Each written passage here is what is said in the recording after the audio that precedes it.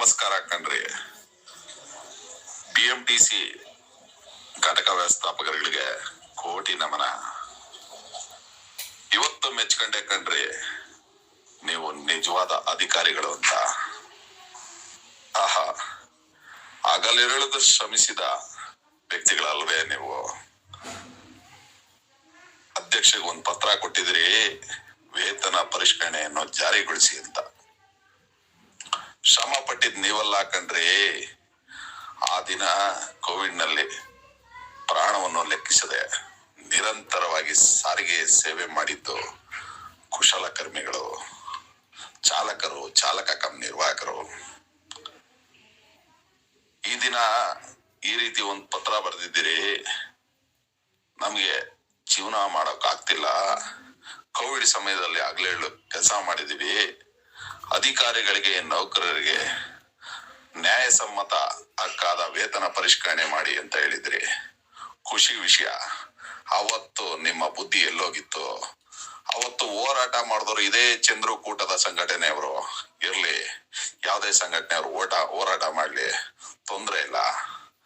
ವೇತನ ಪರಿಷ್ಕರಣೆ ನೀವು ನಿಗದಿತ ಕಾಲದಲ್ಲಿ ಕೊಟ್ಟಿದ್ರೆ ಯಾರು ಕೂಡ ಹೋರಾಟ ಮಾಡಲ್ಲ. ಅವ್ರು ಹೋರಾಟ ಮಾಡಿದ್ರು, ಇವ್ರು ಹೋರಾಟ ಮಾಡಿದ್ರು, ಅನಂತ್ ಸುಬ್ರಾವ್ ಸರಿ ಇಲ್ಲ, ಚಂದ್ರು ಸರಿ ಇಲ್ಲ, ಜಗ ಸರಿ ಇಲ್ಲ ಅಂತ ಹೇಳೋ ವ್ಯಕ್ತಿತ್ವ ನಂದಲ್ಲ. ಆ ದಿನ ಅಮಾಯಕರನ್ನ ಬಲಿ ಕೊಟ್ರಲ್ಲ, ನಿಮ್ಗೆ ಮನಸ್ಸಾಕ್ಷಿ ಇಲ್ವಾ? ಎಲ್ಲೋಗಿತ್ತು ಮನಸ್ಸಾಕ್ಷಿ? ಇವತ್ತು ಅವರ ಬದುಕು ಮೂರ ಬಟ್ಟೆ ಆಗಿದೆ. ಇವತ್ತು ಈ ದಿನ ಒಂದು ಪತ್ರ ಕೊಟ್ಟಿದ್ದೀರಲ್ಲ,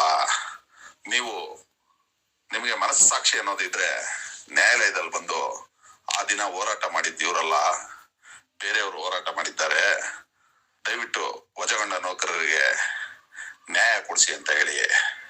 ಪಾಪ ಕಣ್ರಿ, ಎಷ್ಟೋ ಜನ ರಾಜೀನಾಮೆ ಬರೆದ್ಬಿಟ್ರು, ಅನ್ಯಾಯ ಆಗ್ಬಿಡ್ತು. ಅವ್ರು ಯಾರು ಕೂಡ ಬೊಂಡ ಬಜ್ಜಿ ಮಾರ್ಲಿಲ್ಲ, ಹೋರಾಟದಲ್ಲಿ ಭಾಗಿಯಾಗ್ಲಿಲ್ಲ. ಹೋರಾಟಕ್ಕೆ ಕರೆ ಕೊಟ್ಟ ಕಾರಣ ಮನೇಲಿ ಕೂತಿದ್ರಷ್ಟೇ. ನೀವಿದಿರಲ್ಲ ಪುಣ್ಯಾತ್ಮರು, ಘಟಕ ವ್ಯವಸ್ಥಾಪಕರು, ಹಿರಿಯ ಘಟಕ ವ್ಯವಸ್ಥಾಪಕರು, ಬಹಳ ಅಭಿನಂದನೆಗಳು ಕಣ್ರಿ. ಭ್ರಷ್ಟಾಚಾರಕ್ಕೆ ಎಲ್ಲ ಹೊಂದ್ಕೊಬಿಟ್ಟಿದ್ರಿ. ಇವತ್ತು ನಿಮಗೂ ಕೂಡ 4 ಕಾಸು ಸಿಗ್ತಿಲ್ಲ. ಇವತ್ತು ಸಂಬಳದ ಬೆಲೆ ಗೊತ್ತಾಗಿದೆ ನಿಮ್ಗೆ.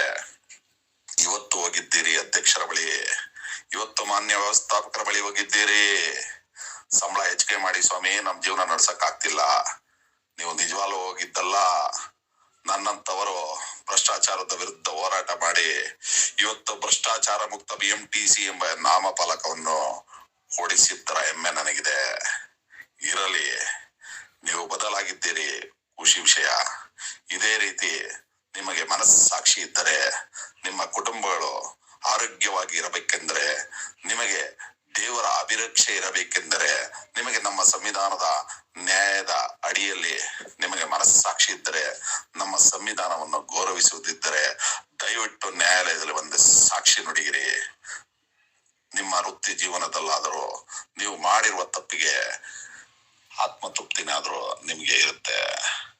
ನಿಮ್ಮ ಮನಸ್ಸಾಕ್ಷಿಯನ್ನು ಒಮ್ಮೆ ಕೇಳ್ಕೊಳ್ಳಿ. ಕಳೆದ ಮುಷ್ಕರದಲ್ಲಿ ಅನ್ಯಾಯವಾಗಿ BMTCಲಿ ಅತಿ ಹೆಚ್ಚಿನ ಜನಸಂಖ್ಯೆ, 4 ನಿಗಮಗಳಲ್ಲಿ ಹೆಚ್ಚಿನ ನೌಕರರನ್ನು ಅನ್ಯಾಯವಾಗಿ ಬಲಿಪಶು ಮಾಡಿದ್ರಿ. ಈಗಲಾದ್ರೂ ಸತ್ಯ ಅರ್ಥಕೊಂಡು ನ್ಯಾಯಸಮ್ಮತ ಅಂತ ಕೇಳಿದಿರಲ್ಲ, ಅದೇ ರೀತಿ ನ್ಯಾಯದ ಹಾದಿಯಲ್ಲಿ ನಡೀರಿ. ನೀವೆಲ್ಲ ಹೇಳ್ತಾ ಇದ್ದೀರಾ ವೇತನ ಮುಖ್ಯ ಅಂತ. ನಾನು ಹೇಳ್ತಾ ಇದ್ದೀನಿ, ವೇತನಕ್ಕಿಂತ ಮುಂಚೆ ನಮ್ಮ ಅಣ್ಣ ತಮ್ಮಂದಿರ ಜೀವನ ಮುಖ್ಯ. ದಯವಿಟ್ಟು ಅವರ ಜೀವನ ಸರಿ ಹೋಗ್ಬೇಕು, ಅವರಿಗೆ ಯಾವುದೇ ಶಿಕ್ಷೆ ಆಗ್ಬಾರ್ದು, ಅವರು ಮಾಮೂಲಿನಂತೆ ಕರ್ತವ್ಯ ನಿರ್ವಹಿಸ್ಬೇಕು. ಅವರ ಸಮಾಧಿ ಮೇಲೆ ನಮ್ಮ ಹೆಂಡತಿ ಮಕ್ಕಳು ಊಟ ಮಾಡಿದ್ರೆ ನಮ್ಗೆ ಒಳ್ಳೇದಾಗಲ್ಲ. ದೇವರು ನಂಬ ನಾವು, ಸಂವಿಧಾನ ನಂಬ ನಾವು, ನ್ಯಾಯದ ಧರ್ಮದ ಹಾದಿಯಲ್ಲಿ ನಡಿಬೇಕು. ನಿಮ್ಗೆ ಮನಸ್ಸಾಕ್ಷಿ ಕೊಲ್ತಾ ಇದೆ ಅನ್ನೋದು ಗೊತ್ತು, ನಿಮಗ್ ಗೊತ್ತು. ಘಟಕ ವ್ಯವಸ್ಥಾಪಕರೇ, ನಾನು ಒಬ್ಬ ಹಿರಿಯ ಸಿಬ್ಬಂದಿ, ನೀವು ಕೂಡ ಹಿರಿಯ ಘಟಕ ವ್ಯವಸ್ಥಾಪಕರಿದ್ರಿ. ನಿಮ್ಮ ಮನಸ್ಸಾಕ್ಷಿ ಪ್ರತಿದಿನ ಕೊಲ್ತಾ ಇದೆ. ಯಾಕೆ ಗೊತ್ತಾ? ನೀವು ಮಾಡಿರೋ ಪಾಪ ಕರ್ಮಗಳು ಪ್ರತಿದಿನ ನಿಮ್ಮ ಕನಸಿನಲ್ಲಿ ಕಾಡ್ತಾ ಇದೆ. ಆ ದಿನ ಸತ್ಯ ಹೇಳಿ, ಆ ದಿನ ಬೋಂಡ ಬಜ್ಜಿ ಮಾರಿದವರನ್ನು ಉಳಿಸಿಕೊಂಡ್ರಿ. ಯಾಕೆ ಗೊತ್ತಾ? ಆ ಬೋಂಡ ಬಜ್ಜಿ ಮಾರಿದವರು ನಿಮ್ಮ ಹಿಂಬಾಲಕರು. ಕ್ಷಮೆ ಇರಲಿ. ಎಲ್ಲ ನನ್ನ ಅಣ್ಣ ತಮ್ಮಂದಿರೇ, ಹೋರಾಟ ಮಾಡಿದ್ದು ತಪ್ಪಲ್ಲ. ವೇತನವನ್ನು ಕೊಟ್ಟಿದ್ದೇ ಆದರೆ ಯಾರು ಕೂಡ ಹೋರಾಟ ಮಾಡುವುದಿಲ್ಲ. ಹಾಗಾಗಿ ಘಟಕ ವ್ಯವಸ್ಥಾಪಕರೇ, ಇನ್ನು ಮುಂದೆ ಆದರೂ ಸಂವಿಧಾನದ ಅಡಿಯಲ್ಲಿ ಕರ್ತವ್ಯ ನಿರ್ವಹಿಸಿ. ವಂದನೆಗಳೊಂದಿಗೆ ಇಂತಿ ನಿಮ್ಮ ಮಂಜುನಾಥ.